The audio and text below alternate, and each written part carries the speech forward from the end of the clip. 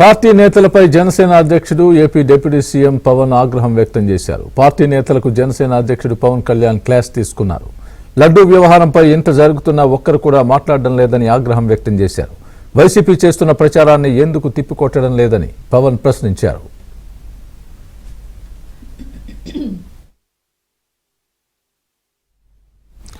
అన్నింటికీ తానే మాట్లాడితే ఇంకా మీరెందుకు అంటూ ఎమ్మెల్యేలు, మంత్రులు, పొలిటికల్ అఫైర్స్ కమిటీ సభ్యులపై పవన్ ఆగ్రహం వ్యక్తం చేశారు.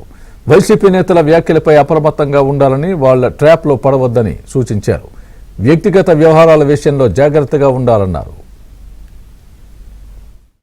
కల్తీ నెయ్యి కూడా కాదు సార్, నెయ్యే లేదు దాంట్లో.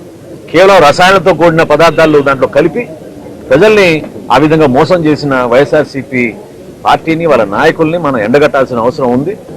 పార్టీ అధ్యక్షుడు పవన్ కళ్యాణ్ గారు ఒక ఆవేదనతోటి చెప్పిన విషయం ఏంటంటే, ఇటువంటి సమస్యలు ప్రజలు ఇబ్బంది పడుతున్నప్పుడు, లేకపోతే తప్పుడు ప్రచారం ప్రజల్లో తీసుకెళ్తున్నప్పుడు కేవలం పార్టీ కేంద్ర కార్యాలయంలోనో, జిల్లా హెడ్ క్వార్టర్లోనే కాకుండా ప్రతి నియోజకవర్గాల్లో, ప్రతి మండల స్థాయిలో కూడా మా నాయకత్వం స్పందించాలి, ఒక బాధ్యత తీసుకోవాలి.